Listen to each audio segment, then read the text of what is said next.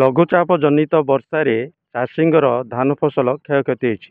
ଆମେ ଆଜି ପହଞ୍ଚିଛୁ ଗଜପତି ଜିଲ୍ଲା ଗୋସାଣୀ ବ୍ଲକର ଅଗରଡି ପଞ୍ଚାୟତର ବଡ଼ଗାଁରେ।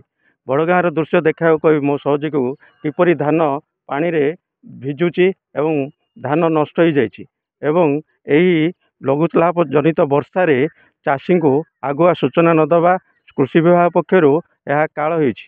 କିପରି ଚାଷୀ ବର୍ଷା ଖରା ସହି ଏବଂ ଋଣ ନେଇ କିପରି ଚାଷ କରି ନିଜର ଭରଣ ପୋଷଣ କରିବା ସମୟରେ ବର୍ତ୍ତମାନ ଚାଷୀଙ୍କୁ କାଳ ସାଜିଛି ଅଦିନିଆ ବର୍ଷା। କ'ଣ କ୍ଷୟକ୍ଷତି ରହିଛି ଆମେ ଗ୍ରାମବାସୀଙ୍କ ଠାରୁ ବୁଝିବା। ଭାଇ କ'ଣ କହିବେ, ଆପଣଙ୍କ ନାଁ କ'ଣ? ଉପେନ୍ଦ୍ର ସ୍ୱୟଂ।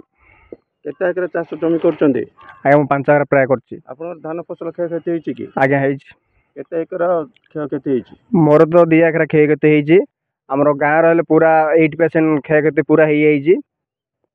ଯାହା ଭାଇ କହୁଥିଲେ ତାଙ୍କର ଜମି କ୍ଷୟକ୍ଷତି ହେଇଛି। 8-10 ଏକର ଚାଷ କରୁଛନ୍ତି, 2-3 ଏକର ଧାନ କ୍ଷୟକ୍ଷତି ହେଇଛି। ଆଉ ଜଣେ ଆମର ଚାଷୀ ଭାଇ ଅଛନ୍ତି, ଭାଇ କ'ଣ କହିବେ? ମୋ ନାଁ ହେଉଛି ପୂର୍ଣ୍ଣଚନ୍ଦ୍ର ବରାଡ଼। ଆମ ପଞ୍ଚାୟତ ହେଉଛି ଅଗ୍ରଖଣ୍ଡି, ବ୍ଲକ ହେଉଛି ଗୋସାଣୀ, ଥାନା ହେଉଛି ଗୁରାଣ୍ଡି, ଆମର ହେଉଛି ଗଜପତି। ଆମର ହେଉଛି ମୋ ନିଜର ହେଉଛି 5 ଏକର ବିଲ, 2 ଏକର କ୍ଷତି ହେଇଛି। ମୋର ବୋଲି କହିବାର ଭୁଲ, ଆମ ସମସ୍ତ ଗାଁ ଲୋକର ବି ହେଇଛି। ଆମର ଗଭର୍ଣ୍ଣମେଣ୍ଟ ତରଫରୁ କ'ଣ ଆସିବ ବୋଲେ ଏ ବର୍ଷ ଖାଇପାରିବୁ, ନହେଲେ ଭୋକ ରହିବା କଥା। ଯାହା କହୁଥିଲେ ଭାଇ, ଯଦି ସରକାରୀ ସହାୟତା ହୋଇପାରିବ ତେବେ ଉପକୃତ ହୋଇପାରିବେ ବୋଲି ପ୍ରକାଶ କରିଛନ୍ତି। ଆଉ ଜଣେ ଆମର ଚାଷୀ ଭାଇ ଅଛନ୍ତି, ଭାଇ କ'ଣ କହିବେ? ମୋ ନାଁ ଧର୍ମ ସାଇଁ, ଗ୍ରାମ ବଡ଼ଗାଁ। ଆମେ ଯେଉଁ ବର୍ଷ ସାରା କଷ୍ଟ ପଡ଼ିଥିଲୁ 6-7 ମାସ ହେଲା, ଆମର ଅମଳ ସମୟରେ ଯାହାକି ଆମେ ସଂଗ୍ରହ କରିବା ଚାହୁଁଥିଲୁ, ସେହି ସମୟରେ ଅଦିନିଆ ବର୍ଷା ଆସିକିନା ଆମର କ୍ଷୟକ୍ଷତି ହେଇଛି। ପ୍ରଶାସନ ଯାହାଦ୍ୱାରା ଆଗେ ଯନ୍ତ୍ରପାତି ସାହାଯ୍ୟରେ ଗାଁ ଆନାଉନ୍ସ କରୁଥିଲେ, ଯାହା ବି ଆମେ ଜାଣିପାରୁଥିଲୁ ଯେ ଅନେକ ଦିନ ବର୍ଷା ହେବ, ଆମେ ଯାହା ବି କାଟାକାଟି କରିବା, ନହେଲେ କି ପାଲ କି କ'ଣ ପକାଇ ଘୋଡ଼ାଇବା। କିନ୍ତୁ ଏଇ ବର୍ଷ ପ୍ରଶାସନ କ'ଣ କଲେ, ଆଉ କିଛି ଆନାଉନ୍ସମେଣ୍ଟ କରିପାରିଲେନି। ଯାହାଦ୍ୱାରା ଆମେ ଟିଭି କାହା ପାଖରେ ମୋବାଇଲ ଅଛି, କିଏ ଶିକ୍ଷିତ ଅଶିକ୍ଷିତ ଅଛେ, ଶିକ୍ଷିତ ଲୋକ ଜାଣିପାରିଲେ, ଅଶିକ୍ଷିତ ଲୋକ ଯେଉଁ ଚାଷୀ ଭାଇମାନେ ଜାଣିପାରିଲେନି। ସେଇ ଯୋଗୁଁ ଆମେ କି କାଟି ପାରିଲୁନି କି ଅମଳ ସଂଗ୍ରହ କରିପାରିଲୁନୁ। ଏବେ ଯେଉଁ ବର୍ଷା ଆସିଲା 3-4 ଦିନ ହେଲା, ଯାହା ବି କ୍ଷୟକ୍ଷତି ହେଇଛି, ଆମେ 7-8 ମାସ ହେଲା କଷ୍ଟ ପଡ଼ିଥିଲୁ, ସେଇ ସବୁ ଅମଳ ଏବେ ପାଚିଲା ସମୟରେ ନଷ୍ଟ ହେଇଗଲା।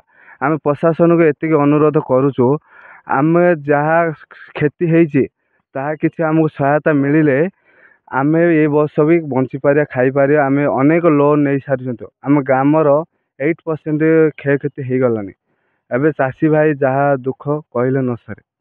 କେତେ ଏକର ଧାନ ଚାଷ କରିଥିଲ, ବର୍ତ୍ତମାନ ନଷ୍ଟ କ'ଣ କ'ଣ ହେଇଛି? 2 ଏକର ଚାଷ କରିଥିଲି, ଏକରଟି ନଷ୍ଟ ହେଇଛି।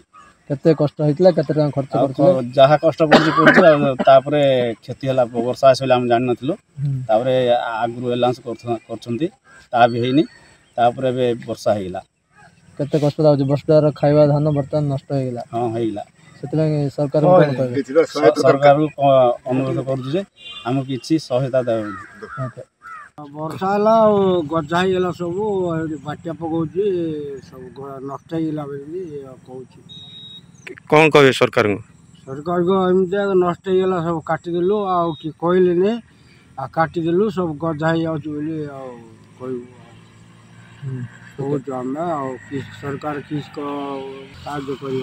ଯାହା ଚାଷୀ ଭାଇ କହୁଥିଲେ, ଯେଉଁ ଅଗରଖଣ୍ଡି ଗ୍ରାମ ପଞ୍ଚାୟତର ବଡ଼ଗାଁରେ କ୍ଷୟକ୍ଷତି ହେଇଛି, ଏଥିପ୍ରତି ଜିଲ୍ଲା ପ୍ରଶାସନ ବା କୃଷି ବିଭାଗ ଯଦି କ୍ଷେତ୍ର ପରିଦର୍ଶନ କରି ସେମାନଙ୍କର କ୍ଷୟକ୍ଷତି ଆକଳନ କରି ସେମାନଙ୍କୁ ସହାୟତା ଦେଲେ ସେମାନେ ଉପକୃତ ହୋଇପାରିବେ ବୋଲି ମତ ପ୍ରକାଶ କରିଛନ୍ତି। ପ୍ରତି ବର୍ଷ ବା ଲଘୁଚାପ ଜନିତ ବର୍ଷା ବା ଆଗୁଆ ସୂଚନା ଦିଆଯାଉଥିଲା କୃଷି ବିଭାଗ ପକ୍ଷରୁ, କିନ୍ତୁ ଚାଷୀଙ୍କୁ ସୂଚନା ନ ଦେଇଥିବାରୁ ବର୍ତ୍ତମାନ ଚାଷୀ ବିଭିନ୍ନ ସମସ୍ୟା ଦେଇ ଗତି କରିଛନ୍ତି।